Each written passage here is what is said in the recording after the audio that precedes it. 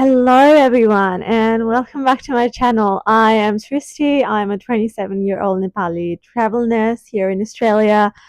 This week has been rough and tough, but I am here to talk about something that I love and I'm very excited.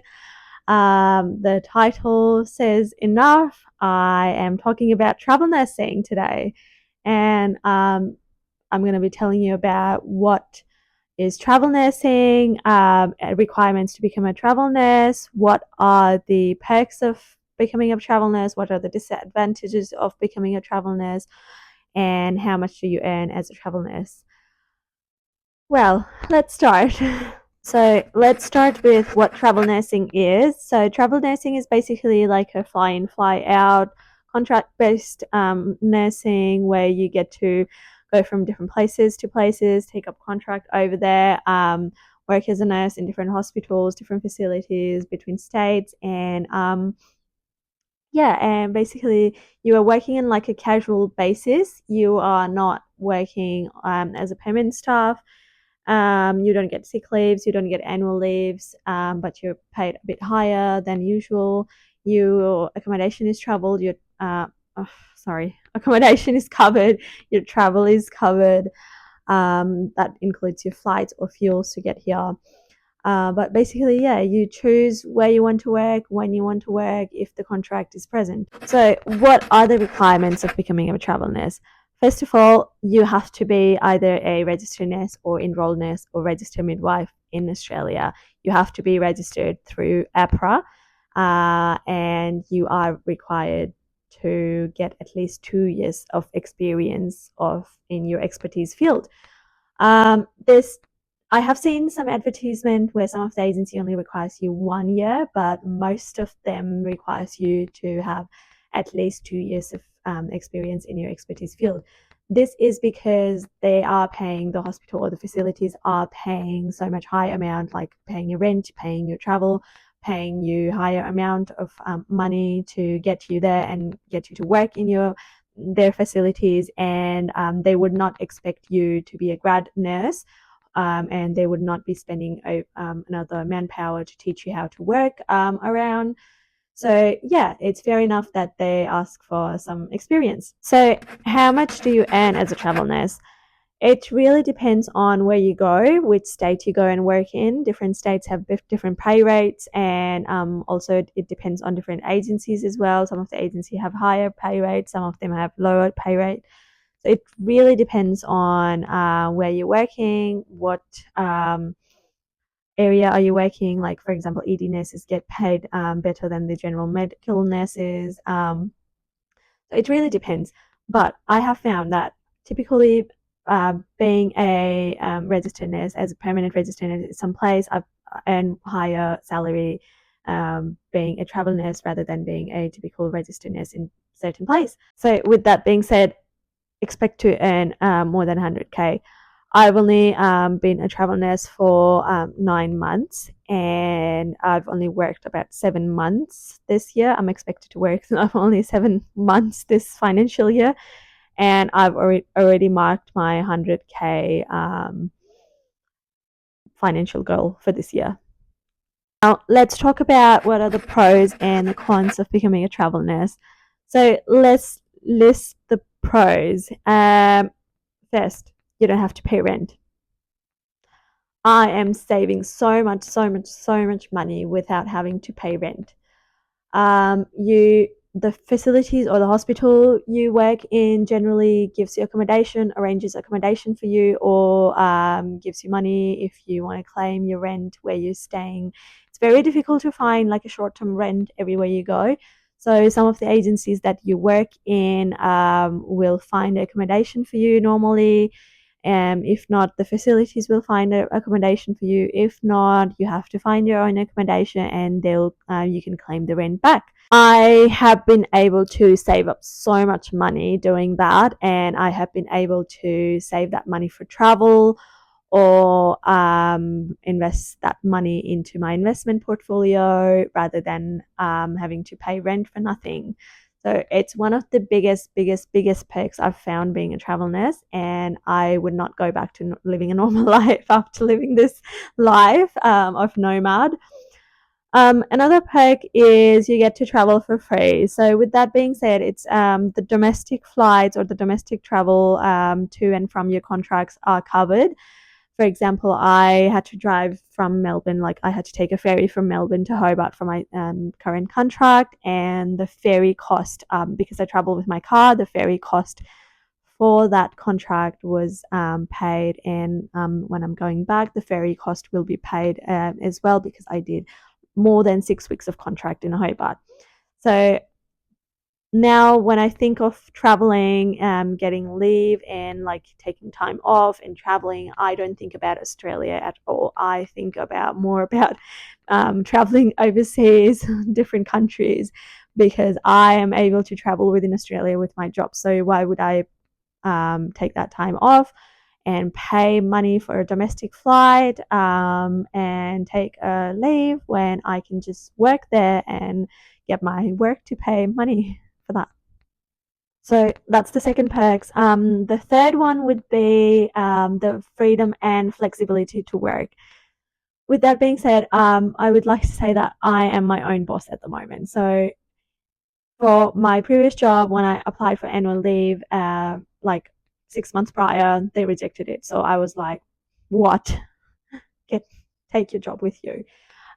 So I just quit my job and started travel nursing. Now, if I wanted to visit some country, if I wanted to do some travels, I just tell my agency, "Hey, look, I'm available to work until this month, and now find me a contract until this timeline."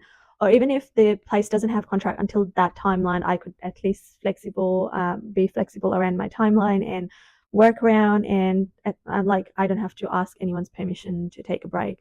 I can say, okay, but this year I'm available from April and May, and then I'm going to travel in June and July. And my agency says, yep, your availability is this, and I'll find you a contract for that time.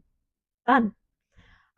It might not be like the exact dates. Like, for example, you say you're available from May 6th and you're working till June 6th. You might not get a contract in the exact time frame, but you can be flexible around the dates. And also, I can work in any city that I want. That's one of the biggest flex of being a travel nurse.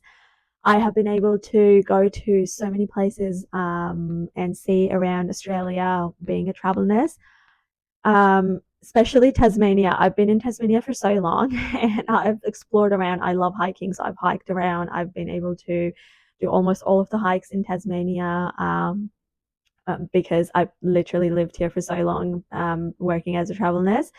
And I wouldn't have been able to do that if I was just coming here for a short vacation or if I was just doing like a normal nurse job because it would be very hard to get like at least even a week leave in between as a but I'm able to take that leave without getting a annual leave approval or anything. I'm just very thankful.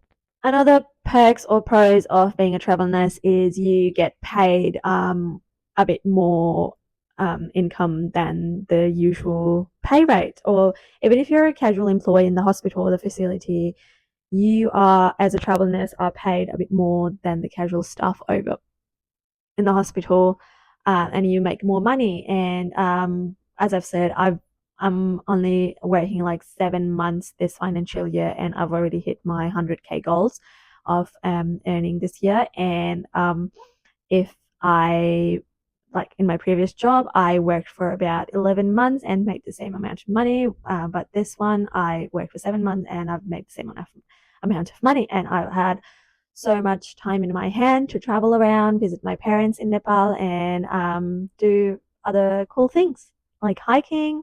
The last but not the least perks of becoming a travel nurse is getting to meet so many new people and blend into new lifestyle.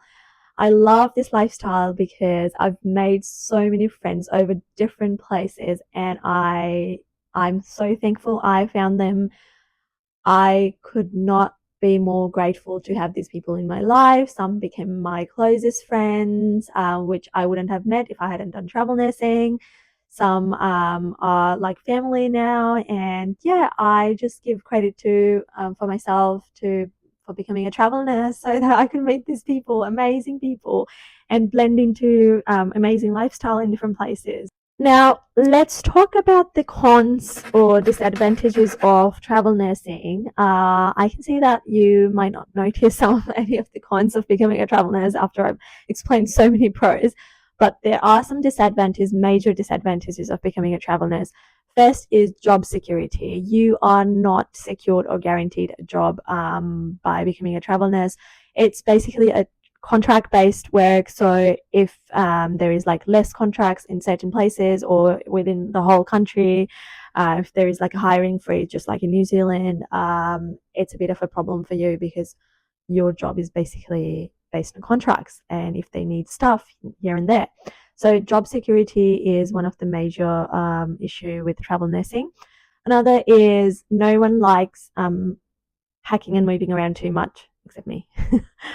I'm just kidding. Anyway, some of people who don't like packing and moving around all the time, if they, yeah, especially if you have kids, it's not very good option for you because your kids who might be attending school or things, or if you're not into homeschooling and stuff, you might find the travel nursing lifestyle a bit difficult, and your children might not be very happy about that. If you're someone who likes to have some kind of you who have settled into a lifestyle in certain place, you might not find that very interesting. Third cons is because of moving around in different places, you might be far away from your family, you might feel homesick. And if you haven't lived away from home or your family before or your loved ones before, it might be a bit difficult or you might find it a bit challenging. Another cons about travel nursing is you lose the benefits of working in certain places. For example, the permanent staff get sick leave paid, annual leave paid, and other leaves paid, or get other benefits from being a permanent staff in certain facilities, but you don't. It's especially very important to people who have some health issues and wanting to become a travel nurse. I mean, you don't have to stop yourself, but also it might become an issue because you can't get connected to your GP everywhere you go. You have to have like different GPs to get checked up and things. And if, especially if you have health issues, and if you get sick, you're not paid for the hours you haven't worked. So because you are basically working on a casual basis, if you get sick within your contract, you lose that income you would have gotten if you had worked. So you only get paid for the hours you work. You don't get paid for the hours you don't work. Simple as that. So the last thing I get asked the most for being a travel nurse is the lifestyle really worth it? Um, it really depends where you are. Like for example, for me, I am single. I am like I don't have any commitments of kids. I don't have a dog. I don't have a partner. I am literally on my own. I don't have much family around, so I don't mind traveling around. I love exploring new places. I love traveling around. I am basically independent. I'm able to do all things, like not all things, but everything, pretty much everything by myself. I can drive around. I can do my own, cook my own meal. I can take care of myself. So it's been a perfect lifestyle for me.